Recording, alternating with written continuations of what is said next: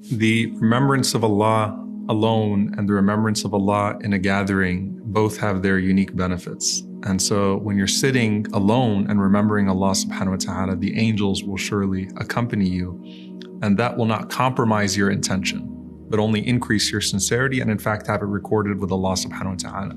When you're sitting with a gathering and remembering Allah subhanahu wa ta'ala, then that will increase the number of angels and cause the mercy of Allah subhanahu wa ta'ala to descend on every single person in that gathering. The Prophet ﷺ one time came out to a group of companions, and the way that he asked them how long they'd been sitting there caused them to worry. And he said, don't worry, it's just that Jibreel alayhi salam just came to me and said that Allah is boasting to the angels about you.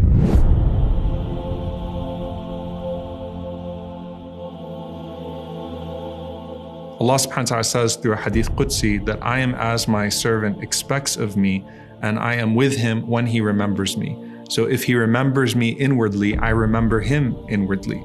And if he remembers me in an assembly, then I remember him in a greater assembly, meaning the assembly of the malaika, the assembly of the angels. And so there's a blessing that comes with both of those things, and it's important to have a share of both of them. And the Prophet ﷺ did not restrict the type of gathering here to one form of a dua, or just the recitation of the Quran, or just a gathering of knowledge, or what type of knowledge. But anytime people gather to remember Allah subhanahu wa ta'ala, the Prophet ﷺ said the angels surround them, mercy overtakes them, tranquility descends upon them, and as the angels surround them with their wings until the wings go up to Allah subhanahu wa ta'ala, Allah makes mention of those that are there with those that are with him. So Allah Azza wa Jalla mentions them to the angels and boasts about them. And there's a long, beautiful hadith about this where the Prophet ﷺ said the angels are going out through the streets every single night and they're looking for people that are gathered and remembering Allah. How big is the gathering? It doesn't matter. Just there are people that are sitting together, reciting the Quran or remembering Allah subhanahu wa ta'ala. Is it only the masjid? No. People are gathered together remembering Allah subhanahu wa ta'ala or drawing closer to Allah through knowledge or the recitation of the Quran.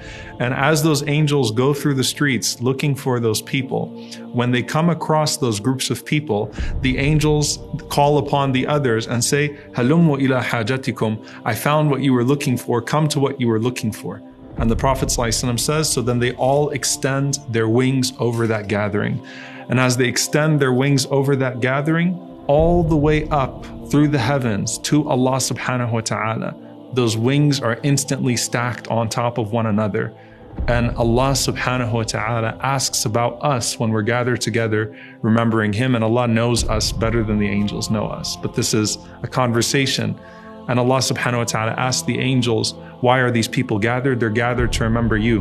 What are they saying? They're saying, Subhanallah, Alhamdulillah, La ilaha illallah, Allahu Akbar. They're remembering you, they're glorifying you, they're learning about you. And what are they asking? They're asking for Jannah. Allah says, have they seen Jannah? No, they haven't. And Allah says, and how would it be had they seen it, right? What type of dedication would they have to paradise had they seen it?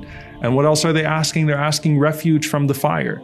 And have they seen the fire? No. How would it be had they seen Jahannam? Then they would have really put more into it.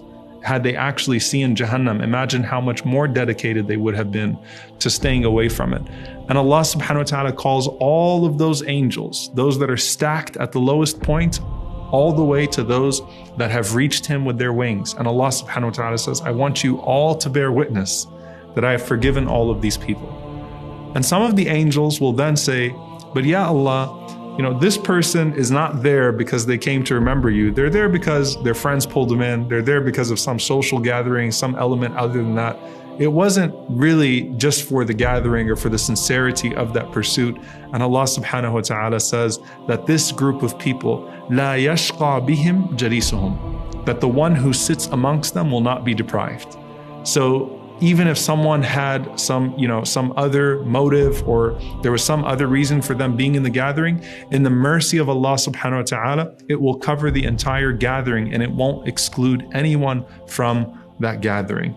And that's why I can't emphasize enough that as great as the online world is and as wonderful as it is that you're able to consume this online and that we're able to communicate through these different means, that online viewing never beats on-site barakah. It never beats the blessing of us being together and having the angels surround us.